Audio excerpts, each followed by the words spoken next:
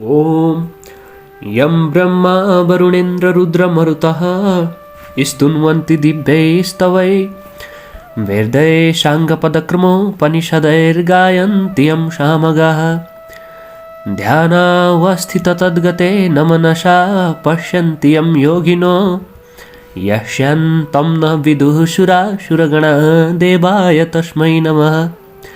श्रीमत्चन्दनचर्चितोज्ज्वलवपो शुक्लाम्बरा मल्लिका मालालङ्कृतकुण्डला परविलसन्मुक्तावलीशोभिता सर्वज्ञाननिदानपुस्तकधरा रुद्राक्षमालाकरा वाग्देवी वदनाम्बुजे वसतु मे त्रैलोक्यमाता चिरम्। मूकं करोति वाचालं पङ्गुं लङ्घयते गिरिं यत्कृपातमहं वन्दे परमानन्दमाधवम्। नमो भगवते तस्मै व्यासाय मीततेजसे यस्य प्रसादाद् वक्ष्यामि नारायणकथामिमाम्। नारायणं नमस्कृत्य नरं चैव नरोत्तमं देवीं सरस्वतीं व्यासं ततो जयमुदीरयेत्। अतः 31 अगस्त्यमुनि सोध्नुहुन्छ, हे कुमारजी, गोमालाई त स्वयं शिवको, पार्वतीको, सप्तऋषिको कृपा थियो र स्वस्थानीको व्रतलाई निमित्त मात्र तुल्याएर तिनलाई उनैले राजमाता बनाएको हुन सक्छ। सुलोचनाको पूर्वजन्मको अधुरो तपस्या थियो होला र यस जन्ममा पूरा गरेर सूर्यलोकमा चिरस्थायी बास पाइन् होली। काञ्चन मालिनीको कथा मात्र श्रोताहरूले सुन्न पाए उसको पुण्य फलबाट उसलाई प्राप्त भएको उसको अवस्थालाई राक्षस बाहेक कुनै अरू जनताले प्रत्यक्ष देख्न पाएनन्। तसर्थ अब यस्तो कथा सुनाइ बक्सियोस् जसले कुनै देवताको अनुग्रह नपाइकन पूर्वजन्मको अधुरो तपस्याले नधक्याइकन मरेपछि मात्रै पुण्यफल नपाइकन सच्चरित्रतापूर्वक दुखी जीवन बिताइरहेको बेलामा कसैको उपदेशको भरमा स्वस्थानीको व्रत पूजा र त्रिवेणीको मकर स्नान गरेर मात्र त्यस पुण्यका प्रभावले तुरुन्तै यसै लोकमा मकर स्नानको र स्वस्थानीको उद्यापन पूजा गर्दा गर्दै त्यसै ठाउँमा सबका सामु सबैले देख्ने गरी औला दौला सम्पत्ति पाएर यसै लोकमा गर्नासम्म सुखशयल गरेका कोही छन् कि छैनन्? छन् भने त्यस्ताको पनि एउटा कथा सुनाइ बक्सियोस् भन्दा कुमारजी आज्ञा गर्नुहुन्छ। हे अगस्त्यमुनि, आज म प्रयागको त्रिवेणीको मकर स्नान साथै स्वस्थानीको व्रत पूजा मकरमा गरिने पञ्चरात्र व्रतको विषयमा उहिले यसै कल्पको 27औं चौघडीको तेस्रो युगको दोस्रो चरणमा काम्पिल्य नगरमा घटेको र मैले पनि मुनिहरूका मुखबाट सुनेको यो अति राम्रो कथा तिमीलाई बताउँदछु, ध्यानपूर्वक सुन। अघि कुनै समयमा त्यस काम्पिल्य नगरमा सुमेधा नाम गरेका धर्मात्मा विद्वान ब्राह्मण थिए अनि पतिव्रता धर्ममा रहने तिनकी पवित्रा नाम गरेकी पत्नी थिइन्। पूर्वजन्मका कुनै दुष्कर्मले ती बाहुन यस जन्ममा धनधान्यले रहित भएका गरिब थिए। धेरै मानिसहरूसित माग्दा पनि कहीँ पनि केही पनि भिक्षा पाउन्नथे, न कतै त्यस्तो खानेकुरा पाउँथे, न त कतै राम्रो वस्त्र नै पाउँथे। रूप र यौवनले मनमोहक रूप भएको उस पतिलाई उनकी पतिव्रता पत्नी पवित्रा सधैँ तनमनले सेवा गर्थी। कहिल्यै अतिथिको पूजा यानि भोजनले सत्कार गर्नु पर्यो भने तब त्यो नारी त्यो दिन भोकै रहन्थी र पनि विशालाक्षी अर्थात् बडा बडा आँखा हुने त्यो सुन्दरी स्त्री मलिन मुख भएकी हुन्नथी।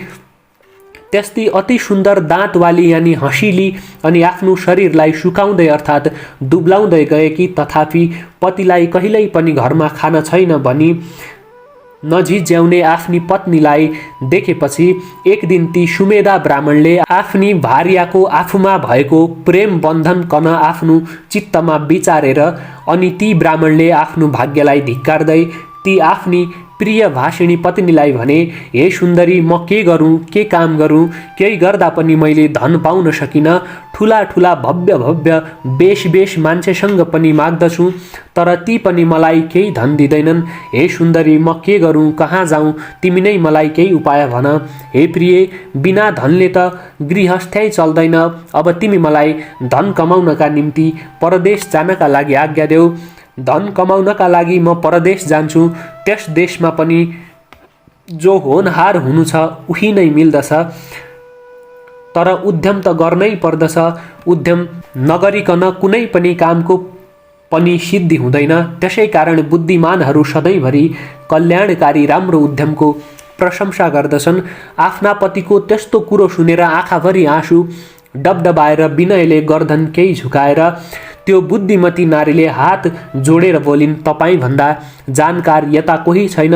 तपाईले नै आज्ञा दिएकी हुनाले अर्थात् सोधिएकी हुनाले म अहिले यहाँ बोलिरहेकी छु। हमेशै आपत्तिमा परेका पनि हितैषी मनुष्यहरूले हितकै कुरो बोल्दछन्। यस पृथ्वी तलमा जहाँ कहीँ गए पनि पहिले दान गरेको नै मिल्दछ। दान नगरिकन त सुनको मेरु पर्वतमा गए पनि केही पाइँदैन। पूर्वजन्ममा जो विद्या दान गरेको छ, पूर्वजन्ममा जो धन दान गरेको छ, पूर्वजन्ममा जो भूमिदान दिएको छ, यस जन्ममा त्यही नै प्राप्त हुन्छ। विधाता ब्रह्माले छैटीका दिन निधारमा जो लेखिदिएका छन् त्यही नै जहाँ गए पनि मिल्दछ। के नदिएको वस्तु कहीँ मिल्दछ र कहीँ गए पनि केही मिल्दैन। हे पतिदेव, पूर्वजन्ममा न मैले न तपाईँले सत्पात्रहरूको हातमा थोरै वा धेरै कति पनि चोखो धनदान दिएका रहेनछौँ। किनकि यो देशमा यानि यस ठाउँमा वा अर्को ठाउँमा जहाँ गए पनि सबै ठाउँमा पहिले दिएको नै पाइन्छ। विश्वेश अर्थात् विश्वका पालक ईश्वरले अन्न मात्र ता अर्थात् खान मात्र त दान नगरेको भए पनि कुनै प्रकारले दिन्छ यानि पुर्याउँछ। त्यसकारण हे पति, तपाईँले पनि मैले पनि यहीँ नै बस्नुपर्छ। हे महामान्य स्वामी, तपाईँ नभइकन त म यहाँ एक क्षण मात्र पनि रहन सक्दिनँ। न आमा, न बाबु, न दाजु, न भाइ, न सासू, न ससुरा, न अरू मानिसहरू, न आफ्ना बन्धु बान्धवहरू, न पुरवासीहरू, न छरछिमेकीहरू, ती कोही पनि पति नभएकी नारीलाई सत्कार गर्दैनन् अर्थात् मन पराउँदैनन्। पतिहीन त्यस नारीलाई सबैले दुर्भगा दुष्ट यस्तो ठान्दछन् र नाना प्रकारका निन्दा गर्दछन्। त्यसकारण यहीँ रहेर जो मिलेको खाइपी सुख सन्तोषपूर्वक विहार गर्नुहोस्। तपाईँको भाग्यअनुसारको प्राप्ति यहीँ नै भइहाल्छ। ती पत्नीको यस्तो कुरा सुनेर अनि ती विद्वान व्यक्ति पनि त्यही नै रहे, कतै गएनन्। यत्तिकैमा रहँदा बस्दा त्यहाँ कुनै दिन मुनिहरूमा श्रेष्ठ कौडिन्य मुनि घुम्दै फिर्दै टुप्लुक्क आइपुगे। ती ऋषिलाई आएको देखेर अत्यन्त खुसी भएका ती ब्राह्मणहरूमा श्रेष्ठ सुमेधाले पत्नीसहित जर्याक जुरुक उठेर शिर झुकाएर बारम्बार नमस्कार ढोग गर्दा भएर भने, म धन्य छु, भाग्यमानी छु, कृपा गरिएकोले कृतार्थ छु। आजै मेरो जीवन सफल भयो। मेरा अहो भाग्यले प्रभु देखिनु भएको छ अर्थात् तपाईँको दर्शन पाए भनी ती मुनीश्वर कौडिन्यलाई ती सुमेधाले भनेर अनि उनलाई सुन्दर आसनमा बसालेर ती कौडिन्य ब्राह्मणलाई अर्घ्यादिले पूजा गरे। तब ती ऋषिलाई विधिपूर्वक बसाली यथेष्ट भोजन गराउँदै केही झुकी झुल काडी नजिकै उभिएकी ती स्त्रीहरूमा अति उत्तम पवित्रा ब्राह्मणीले विनयपूर्वक, हे विद्वान त्रिकालदर्शी मुनि, कुन प्रकारले हाम्रो दरिद्रताको नाश होला भनेर ती दयालु ऋषिलाई सोधिन् र फेरि भनिन्, हे दयालु ऋषि, पूर्वजन्ममा दान नदिइकन यस जन्ममा कसरी धन विद्या र असल गृहिणी पाइन्छन् र तैपनि मेरा पति मलाई छोडेर अर्कै देशतिर पराया नगरमा नचिनेका मान्छेसित भिक्षा माग्नका लागि जाने इच्छा गरिरहनु भएको छ। हे विद्वान मुनि, मैले उहाँलाई कैयन ठुला ठुला कारणहरूले घेरेर रोकेकी छु। मैले उहाँलाई पूर्वजन्ममा नदिएको कुनै पनि वस्तु अलिकति पनि यस जन्ममा कतै पाइन्न यस्तो भनेर रोकेकी छु। मेरो अहो भाग्यले हे मुनि श्रेष्ठ, आज तपाईँ यहीँ नै आइपुग्नुभयो। जो सकेको सेवा सत्कार गर्न पाए। तपाईको कृपा भयो भने मेरो दरिद्रता चाँडै नै नाश हुनेछ। यस कुरामा मलाई कति पनि संशय छैन। हे ऋषिवर, कुन उपायले मेरो दरिद्रता निश्चयै नाश हुन्छ? हे कृपाका सागर मुनीश्वर, यस बारेमा व्रत, तीर्थ, तपस्या, अनुष्ठान, नियम जे गर्नुपर्ने हो मलाई बताइ बक्सियोस् भन्ने यस्तो ती सुशीला सती साध्वीले कहेको कुरो सुनेर तब ती मुनिश्रेष्ठ कौडिन्यले मनमनै केही बेर घोरिएर विचारी अनि सारा पाप समूहलाई शान्त पार्ने, समस्त दुःख दरिद्रता लघार्ने, अत्यन्त श्रेष्ठ अति उत्तम यस लोकमा सम्पत्ति सुख ऐश्वर्य प्राप्त हुने व्रतको बारेमा बताउन लागे। हे पवित्र मन भएकी पवित्रा देवी, यसका लागि तिमीले 3 वर्षसम्म संयमपूर्वकको नियम पालना गर्नुपर्छ भनी अनि प्रयागराजको त्रिवेणीको र त्यस त्रिवेणीमा गरेको माघ स्नानको महिमा उनलाई सुनाउन थाल्नुभयो। हे पवित्रा, जस्ता प्रकारले रातभरि चिसिएको स्थलमा प्रत्येक दिन उदाउन लागेका सूर्यको तातो मिसिएको चिसो तातोको सङ्गम समय अति आरोग्यकारी र अति पुण्यदायी हुन्छ, त्यस्तै प्रकारले सूर्यको दक्षिणायन सकिएर उत्तरायण आरम्भ हुँदा चिसोमा तातो बढ्दै बढ्दै गएको चिसो तातोका सङ्गम महिना माघ महिना पनि अति पुण्यदायी हुन्छ। यसैले पौष शुक्ल पूर्णिमाका दिन स्वयं स्वस्थानी देवी पनि पृथ्वीमा ओर्लिएर शाली नदी अर्थात् गण्डकीको किनारमा 1 महिनासम्म निवास गर्ने गर्नुहुन्छ। त्यही मौका छोपी स्वर्गका अप्सरा पनि शाली नदीमा नुहाएर स्वस्थानी देवीको पूजा गर्न त्यहाँ आउने गर्दछन् र उनीहरू त्यस महिनालाई नै स्वस्थानी महिना पनि भन्दछन्। ती देवी नारी जातिकी हुनाले त्यतिखेर मात्रै त्यहीँ गएर वा घरमै रहेर वा प्रयागको त्रिवेणीको किनारमा बसेर भए पनि श्रद्धा भक्तिका साथ नियम पालन गरेर उहाँको पूजाआजा गर्ने, आफ्ना भक्तजनहरूलाई विशेष गरी नारी जातिलाई आफू वैकुण्ठ फर्किने दिन सौभाग्य दिने र सौभाग्य स्थायी रहने वर दिनुहुन्छ र वैकुण्ठ जानुहुन्छ। जसरी प्रत्येक राशिमा सूर्य सर्दा त्यो महिनाभरि पृथ्वीका प्राकृतिक वस्तुहरूमा पर्ने सूर्यको शक्ति भिन्ना भिन्नै हुन्छ, जस्तै उही रुख, उही बोट, उही पोथ्रा, उही बुटा भए पनि तुला राशिमा सूर्य रहँदा कार्तिकमा ढकमक्क भएर फुल्ने फुलहरू मीन राशिमा सूर्य रहँदा चैत्र महिनामा फुल्दैनन् र चैत्रमा फुल्ने फुलहरू कार्तिकमा फुल्दैनन्। प्रत्येक महिनामा घट्ने भिन्न भिन्न घटनाहरू ती महिनामा मात्रै घट्दछन्। त्यसै गरी उही नदी, उही पोखरी, उही ताल, उही त्रिवेणी भए पनि मकरमा सूर्य रहँदा माघ महिनामा मात्रै नदीहरूमा र विशेष गरी त्रिवेणी नदीहरूमा सूर्यको पुण्यदायी शक्ति रहेको हुन्छ। त्यसैले माघमा नदी वा त्रिवेणीहरूमा गरेको स्नानले पाप नाश्छ र पुण्य बढाउँछ। हे पवित्र मन भएकी पवित्रा, उसै त पानी स्वभावैले पवित्र, निर्मल, स्वच्छ, सेतो अनि मैला सफा पार्ने, दाह नाच्ने, शान्ति दिने हुन्छ। जुन पानी सारा प्राणीहरूलाई उद्धार गर्ने, पोषण गर्ने, जीवन दिने यानि बचाउने हुन्छ। यसै उसले सारा वेदमा पानी नै नारायण देवता हुनुहुन्छ भनिन्छ। त्यस्तो नारायण रूप पानीमा विशेष गरेर बगिरहने नदी र अझ त्रिवेणीका जलमा ती सूर्यमा रहेका भयभरका पुण्यदायी शक्तिहरू माघ महिनामा नदीका जलमा रहने भएकोले जस्तो ग्रहहरूमा सूर्य प्रधान छन्, जस्तो नक्षत्रहरूमा चन्द्रमा प्रधान छन्, त्यस्तै सम्पूर्ण शुभ कर्म गर्नका लागि महिनाहरूमा माघ महिना अति श्रेष्ठ छ। मकर राशिमा सूर्य भएको माघ महिनामा छिपछिपे पनि निर्मल जलमा प्रातः कालमा गरिएको स्नानले महापापीहरूलाई पनि स्वर्ग दिलाउँछ। हे पवित्रा, चर अचरले भरिएको तीनै लोकमा यस्तो योग दुर्लभ छ। अशक्त जन पनि यस योगमा केवल 3 दिन भए पनि बहँदो पानीमा नहोस्। अशक्त जनले पनि दरिद्रता दूर गर्ने इच्छाले केही न केही दान गरोस्। माघ महिनामा 3 दिन पनि तीर्थमा स्नान गर्नाले धनी जनहरू धेरै बाँच्ने हुन्छन्। मकर राशिमा सूर्य रहेको पुण्य समयमा 5 वा 7 वा दुवै दिन भए पनि गरिएको माघ स्नान शुक्ल पक्षको चन्द्रमा बढ्दै गए झैँ फल बढ्दै जाने हुन्छ, किनकि अति पुण्य माघ मास मनुष्यहरूलाई पुण्य दिने हुन्छ। स्नान दानादि कर्मले माघका सबै तिथिहरू असल कार्य गर्नका लागि योग्य छन्, किनकि ती कार्य गर्नेहरूलाई तिनले अक्षय स्थान दिलाउँछन्। त्यसकारण आफ्नो कल्याण चाहने व्यक्तिले माघ महिनामा बस्ती बाहिर बहेको जलमा नुहाउने गर्नु। अब म तिमीलाई माघ स्नान गर्ने विधि बताउँछु। श्रेष्ठ मनुष्यहरूले माघमा व्रत बसेर माघ स्नान गर्नका लागि केही नियमहरूको पालन पनि गर्नुपर्छ। धेरै फल पाउनका लागि बुद्धिमानले कतिपय खानेकुराहरू पनि छोड्नुपर्छ।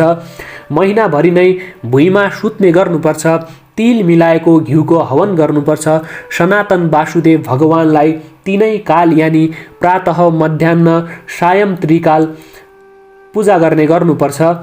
भगवान माधवको उद्देश्य गरेर अखण्ड दीपको दान पनि गर्नुपर्छ। दाउरा, काम्लो, वस्त्र, जुत्ता, कुमकुम, घिउ, तेल, दसना, सिरक, गलैँचा, पर्दा र अन्न यी सब वस्तु पनि हे पवित्रा देवी यथाशक्ति आफ्नो सावगास अनुसार माघमा दान गर्नुपर्छ। यस्तै नै गरी माघ महिनामा वेद पढेको ब्राह्मणलाई एकै रत्ती भए पनि सुन दान गर्नुपर्छ। यो दान त समुद्र झैँ कहिल्यै ननासिने हुन्छ।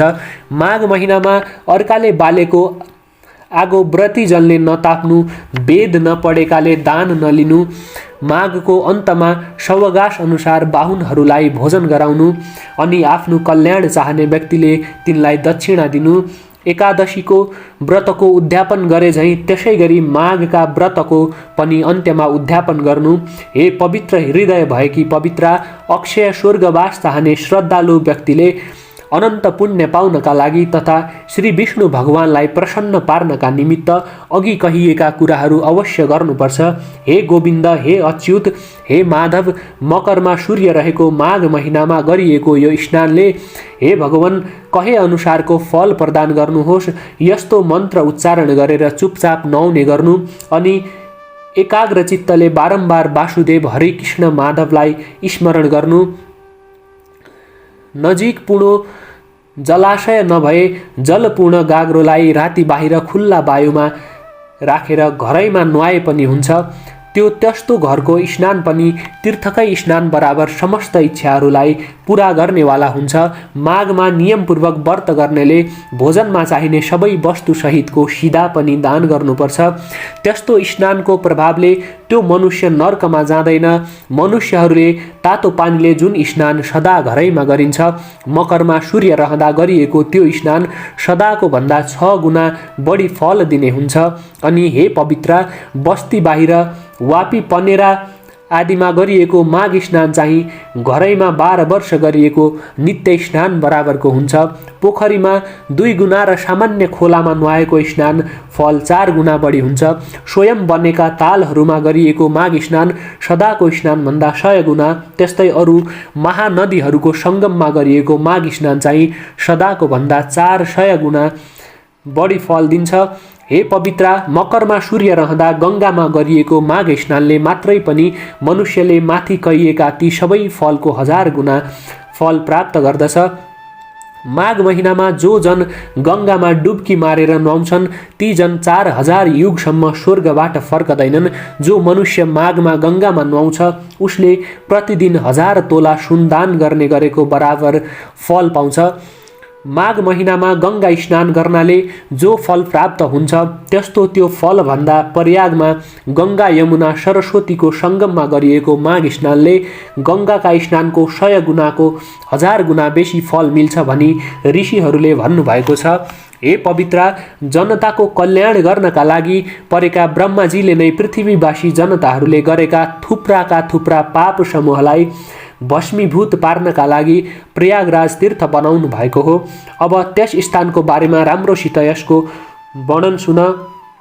निश्चय नै प्रयागको सेतो कालो मिसिएको जल भएको सङ्गम कन उहिले ब्रह्माजीले पाप रूप पापी पशु मनुष्यहरूको पाप नाश्नका लागि नै बनाउनु भएको थियो।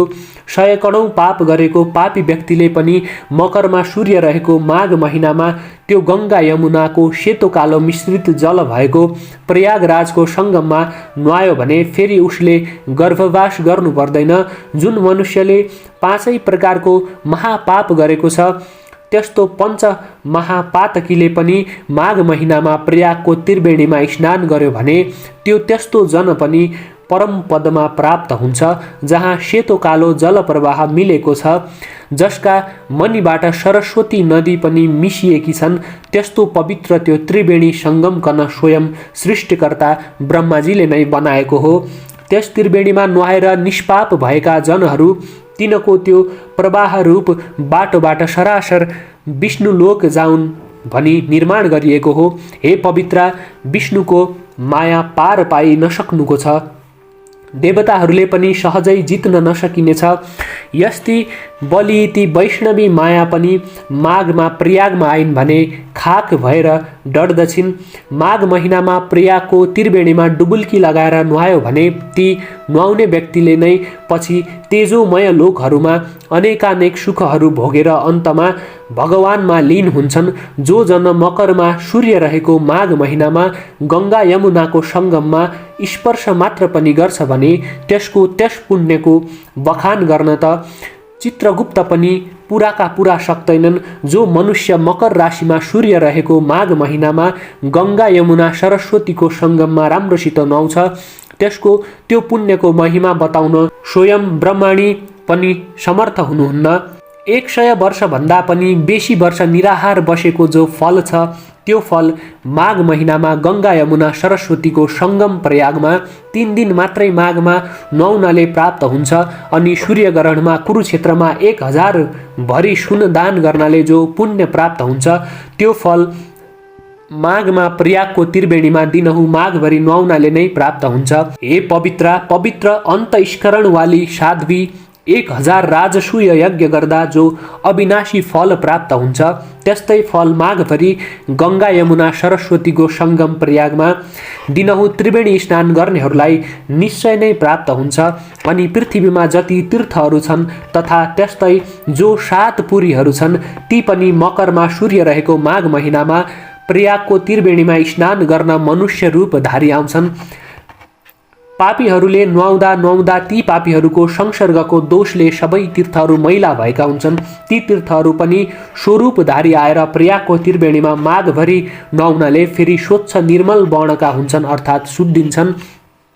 हे पवित्र सृष्टिको सुरुदेखि प्रत्येक जन्ममा मनुष्यहरूले जो पाप बटुलेका छन् अर्थात् सञ्चित गरेर राखेका छन् त्यस्ता ती क्रूर हेराइ हेर्ने, रुखो बोलाइ बोल्ने, दयाहीन व्यवहार गर्ने, दरिद्र पिशाच जनका पनि पूर्वजन्मका ती सबै पाप प्रयागको त्रिवेणीमा माघभरि नुहाउनाले भस्मीभूत हुन्छन्। प्रयागको त्रिवेणीमा माघ महिनामा 3 दिन मात्र नुहाउने मनुष्यको पनि उसले बाणी मन शरीरले जीवनभर गरेको पाप निश्चय नै बिलाउँछ। जो मनुष्य प्रयागमा त्रिवेणीमा माघ महिनामा 3 दिन मात्र पनि नुहाउँछ त्यो मनुष्य सर्पले आफ्नो पुरानो छाला यानि काँचुली त्यागे झै ऊ पनि आफ्ना सबै पाप त्यागेर स्वर्ग जान्छ। जहाँसुकै पनि बहेकी गङ्गाजी कुरुक्षेत्रको समान मानिएकी छन् अर्थात् गङ्गामा जहाँ नुहाए पनि कुरुक्षेत्रमा नुहाएको फल समान फल मिल्छ। जुन ठाउँमा गङ्गाजी विन्ध्य पर्वतमा ठोकिएकी छन् त्यहाँ नुहाउनाले अन्त गङ्गाजीमा नुहाएको भन्दा 10 गुणा पुण्यदायी हुन्छन्। काशीमा उत्तर वाहिनी गङ्गाजी विन्ध्य सङ्गमकी भन्दा 100 गुणा पुण्यदायी छन्। काशीकी उत्तर वाहिनी गङ्गा भन्दा गङ्गा यमुना सरस्वतीको सङ्गमकी गङ्गा 100 गुणा अधिक फल दिनेवाली छन्। पश्चिम वाहिनी ती गङ्गा त अन्तकाको भन्दा 1000 गुणा बेसी फल दिन्छन्। जुन पश्चिम वाहिनी भएको ठाउँको गङ्गाको दर्शन मात्रले पनि ब्रह्महत्या जस्तो पाप पनि नाश हुन्छ। जो गङ्गाजी यमुनामा मिल्दा पश्चिम वाहिनी भएर मिल्दछन् त्यो दुर्लभ स्थानको जलमा माघ महिनामा यदि स्नान गर्न पाइयो भने त्यस नुहाउनेका करोडौं करोड पाप पनि भताभत मर्दछन् र त्यसै पानीमा बिलाउँछन्। हे पवित्र त्यो गङ्गा यमुना सरस्वतीको सङ्गम अर्थात् दोभान नै पृथ्वीमा त्रिवेणी नामले प्रसिद्ध छ। जसको जललाई अमृत भनिन्छ, दुर्गति नाशक भनिन्छ, स्वर्गतिदायक भनिन्छ। त्यस त्रिवेणीमा माघ महिनामा एकछिन मात्रै पनि रहन पाउनु देवताहरूलाई पनि दुर्लभ छ। ब्रह्मा विष्णु महादेव रुद्र आदित्य मरुद्रण गन्धर्व लोकपाल यक्ष किन्नर नाग र अणिमा आदि अष्टसिद्धि साधेका सिद्धहरू त्यस्तै जो अरू तत्त्व व्याख्याताहरू अनि ब्राह्मणी पार्वती लक्ष्मी सची मेना अदिति दिति आदि सबै देवपत्नीहरू तथा नागपत्नीहरू अनि घृताची मेनका रम्भा उर्वशी तिलोत्तमा आदि अप्सराका समूहहरू त्यस्तै समस्त पितृका गणहरू पनि माघ महिनामा प्रयागको त्रिवेणीमा स्नान गर्नका लागि त्यहाँ आउँछन्।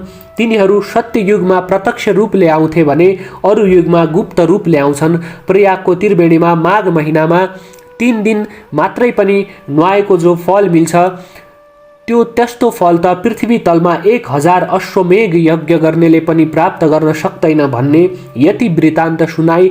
हे पवित्र उहिले काञ्चन मालिनी नामकी परीले प्रयागमा प्रत्येक माघ भरि नियमपूर्वक नुहाएका उसका पुण्य फलहरूमध्ये केवल 3 माघको मात्र त्यस त्रिवेणीको आफ्नो मकर स्नानको फल कुनै राक्षसलाई दिएकी थिए त त्यसै पुण्य फलको प्रतापले त्यो त्यस्तो उग्र पापी पनि राक्षसत्वबाट मुक्त भएको थियो र देवताको जस्तै दिव्य देहको भएर विमानमा चढी स्वर्ग गएको थियो भन्ने काञ्चन मालिनीको लामो कथा पनि सुनाउनुभयो।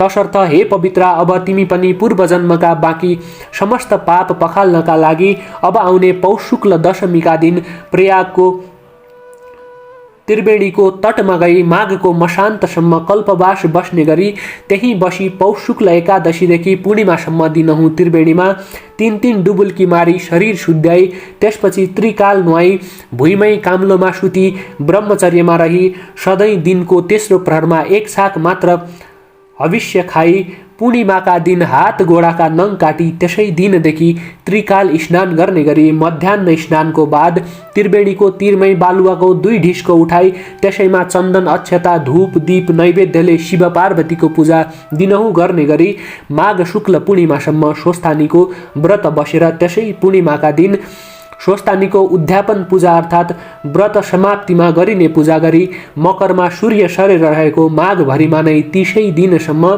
दम्पतिले नै त्रिकाल 3 डुबुल्की त्रिवेणीको जलमा नुहाई विशेष गरेर मकर राशिमा एकसाथ सूर्य चन्द्रमा पृथ्वी रहेर कुम्भयोग परेको माघे औँसीमा दुवैले सके 108 डुबुल्की मारेर त्रिवेणीमा नुहाई सावगास भए गरिब गुरुवालाई खुवाई या अन्न बटाई यसरी नै 2 माघ बिताई। तेस्रो माघमा माघ शुक्ल एकादशीदेखि पूर्णिमासम्म कल्याणकारी पञ्चरात्र व्रत गर, जुन व्रत गर्नाले यस लोकमा सम्पत्ति सुख शान्ति र परलोकमा मुक्ति समेत मिल्दछ।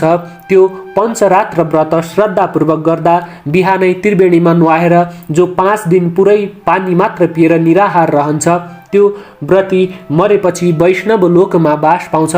जो जन ती 5 दिन एक छाक मात्र फलफुल खाएर रहन्छ त्यो जन पहिलेका सबै पापबाट छुटेर स्वर्गलोकमा गई रमाउँछ। जो जन ती 5 दिनसम्म ब्राह्मण भोजन गराउँछ त्यस जनले विधिपूर्वक देवता सहितका सारा दानव र मानवलाई भोजन गराए बराबरको पुण्य पाउँछ। यी 5 दिनसम्म स्वच्छ शुद्ध पानी भरिएको जलपूर्ण घडा जो जन ब्राह्मणलाई दान गर्छ त्यस जनले नै मानौ चर अचर सहितको सकल ब्रह्माण्ड नै दान गर्यो भन्ने ठाने हुन्छ। जो जन ती 5 दिनसम्म प्रातः स्नान गरेपछि प्रशस्त तिल भरिएको पात्र दान गर्छ त्यो जन यस लोकमा ठुला ठुला धेरै सुख भोगेर अन्तमा परलोकमा सूर्यलोकमा गएर आनन्दसित रहन्छ। ती 5 दिनसम्म जो जन अटल ब्रह्मचर्यपूर्वक रहन्छ त्यो जन मरेपछि स्वर्गमा गएर स्वर्गका अप्सराहरूका साथ हर्षपूर्वक रहन पाउँछ। हे साध्वी, हे सज्जन सुशीला, हे कल्याणी, तिमी पनि आफ्ना पतिका साथ यस्ता प्रकारको विधिपूर्वकको यो व्रत र स्वस्थानी देवीको पूजा गर।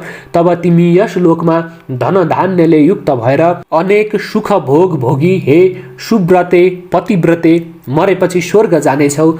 यति भन्दै खाई वरिसकी उठी बाहिर आई सुमेधाले करुवाले धारो लाएको पानीले हात मुख धोई चुटचाट गरी टक्र्याइएको स्वच्छ तौलियाले हात मुख पुछी बस्न ठिक पारिएको आसनमा बसी एकछिन गफगाफले मन बहलाई अनि उठी अल्खा पहिरी झोला भिरी कमण्डलु हातमा झुन्ड्याई खराउ लगाई तब पवित्राले पाद स्पर्श गरिएका तथा सुमेधाले परसम्म पुर्याई चरणमा ढोगिएका ऋषि कौडिन्यले जाउँ है त भन्दै आफ्नो बाटो लागे। हे अगस्त्य मुनि, तब त्यसरी कौडिन्यले भनिए कि उनले ती कौडिन्यले जसरी जसरी बताउनु भएको थियो त्यसै गरी पौष शुक्ल दशमीदेखि मकरमा सूर्य रहेसम्म प्रयागको त्रिवेणीको तटमा दम्पति साथै भई कल्पवास बसी आफ्ना पतिका साथमा श्रद्धा भक्तिपूर्वक त्यो व्रत पूरा गरिन्। त्यो साल असौजमा मलमास परेकोले फागुन लागेपछि परेको माघ शुक्ल एकादशीदेखि थालेको पूर्ण उपवास पूर्वकको त्यो पञ्चरात्रे व्रत पूरा भएपछि माघ शुक्ल पूर्णिमाका दिन आफ्ना पतिका साथै रहेकी उनले त्यही स्वस्थानी देवीको उद्यापन पूजा गरिरहेकै ठाउँमा राजभवनबाट आफूतिर आइरहेको राजाको छोरो युवराजलाई देख्ती भइन्। अनि उहाँ आएको उस युवराजले पवित्र दम्पतिलाई भव्य भव्य वस्त्रहरूले भरिभराउ भएको नयाँ घर दिएर स्वस्थानी देवीको व्रत पूजा र त्रिवेणीमा गरेको पञ्चरात्र व्रतपूर्वकको 3 वर्षे मकर स्नानको संयुक्त पुण्यले प्रेरणा गरिएको त्यस युवराजले आफ्नै इच्छाले विधिपूर्वक ती दम्पतिलाई लगेर त्यस घरमा बसायो र ती ब्राह्मण सुमेधालाई जीविकाका लागि एउटा गाउँको नजिकै 1000 बढकी बिघा जमिन कुशेदान दिएर उनको त्यो 3 वर्षे तपस्याले प्रसन्न भएका राजपुत्रले ती दम्पतिको स्तुति गरेर आफ्नो घर गए। त्यसपछि सुमेधाकी आफ्नी पत्नी पवित्राले गरेका पञ्चरात्रे व्रतपूर्वकको स्वस्थानी देवीको व्रत पूजाका प्रभावले र ती दुवै दम्पतिले मिलेर गरेका त्रिवेणीका ती 30 दिने माघ स्नानका प्रभावले ती सुमेधा दम्पति पहिलेका सारा पापबाट छुटेका र सारा सुखका औलादौला साधनले युक्त भएका छँदा यस लोकमा पति पत्नीका साथमा मिल्ने अनेक सुखभोग भोगेर अन्तमा विष्णुको पुर वैकुण्ठमा ती पति पत्नी दुवै जाँदा भए। त्यस्ता प्रकारले जो मनुष्यहरू पञ्चरात्र व्रतपूर्वक श्री स्वस्थानी देवीको अत्यन्त उत्तम व्रत पूजाका साथ महिनैभरि प्रतिवर्ष त्रिवेणीमा मकर स्नान गर्दछन् तिनको पुण्य र त्यो पञ्चरात्र व्रतबाट प्राप्त भएको पुण्यको बखान गर्न त मबाट पनि पार लाग्दैन, अर्थात् त्यस पुण्यको बखान गर्न म सक्दिनँ। पुष्कर आदि गरिएका तीर्थहरू, त्यस्तै गङ्गा आदि गरिएका पुण्य नदीहरू अनि दुहुनी गाईदान जस्ता मुख्य दानहरू त्यसले सबै गरी भन्ने ठाने हुन्छ। जसले पञ्चरात्र व्रतको विधिपूर्वक स्वस्थानीको व्रत पूजा गरी, जसले पञ्चरात्रको व्रत विधिपूर्वक गरी, उसले व्रतखण्डमा बताइएका सारा व्रत गरी सिद्ध्याई भन्ने ठाने हुन्छ। जस्तो 2 खुट्टेहरूमा ब्राह्मण श्रेष्ठ हुन्छ, जस्तो 4 खुट्टेहरूमा गाई श्रेष्ठ हुन्छ, जस्तो देवताहरूमा इन्द्र श्रेष्ठ छन्, त्यसै गरी महिनाहरूमा चान्द्र र सौर दुवै माघ महिना श्रेष्ठ छन्। माघ कृष्ण परेवादेखि माघ शुक्ल पूर्णिमासम्मका तिथिहरूलाई चान्द्र माघ महिना भनिन्छ र मकर राशिमा सूर्य सरेको दिन माघे सङ्क्रान्तिदेखि 30 दिनसम्मको समयलाई सौर माघ महिना भनिन्छ। जुन नर नारीले जन्म पाएर जीवनमा एकपल्ट पनि प्रयागको त्रिवेणीमा गएर विशेष गरी कुम्भयोग परेको माघे औँसीका दिन एकपल्ट पनि मकर स्नान गरेको छैन, त्यस्ता ती जन निश्चय नै जन्मघाती हुन्। त्यस्ता नर नारी र प्रतिवर्ष स्वस्थानीको व्रत पूजा नगर्ने नारीहरू मरेपछि 84 लाख कष्टकारक योनिहरूमा जन्मदै मर्दै गर्दै मर्नुपर्ने फेरोमा भट्किरहन्छन्। त्यसकारण हे अगस्त्य मुनि, लाखौं वर्षसम्म अनेक कष्ट सहेर बल्ल बल्ल पाएको यस मनुष्य जन्ममा त्यो 84 लाखको फेरोबाट छुट्नका लागि नारीहरूले पञ्चरात्रे व्रत सहित श्री स्वस्थानीको व्रत पूजा र नर नारी दुवैले प्रयागको त्रिवेणीमा कल्याणकारी मकर स्नान अवश्य गर्नुपर्दछ। जो कोही पनि मनुष्यहरू यस संसारमा जन्मिएर त्रिवेणीहरूमा नुहाई धुवाई शुद्ध पवित्र भएर सर्वशुद्ध विधिले अर्थात् असल विधिपूर्वक पवित्र र सुमेधाले जस्तै गरी स्वस्थानीको व्रत पूजा र त्रिवेणीमा मकर स्नान गर्ने गर्दछन्, त्यस्ता मनुष्यहरू यस लोकमा सुख सम्पत्ति भोगेर मरेपछि स्वर्गमा इन्द्रले जस्तै सकल सुख ऐश्वर्य भोगी त्यसपछि तीनै भुवनले स्तुति गरिने भगवान विष्णुको धाम वैकुण्ठमा जान्छन्। इति श्री स्कन्द पुराणे केदारखण्डे माघ महात्म्ये कुमार अगस्त्य संवादे श्री स्वस्थानी परमेश्वर्या व्रत कथायां पवित्रा पुण्य फल प्राप्तिर्नाम 31 बोल श्री स्वस्थानी माता की जय। र कथा सुनिसकेपछि अन्त्यमा हामी पुष्पाञ्जली आरती पनि श्रवण गर्नेछौँ।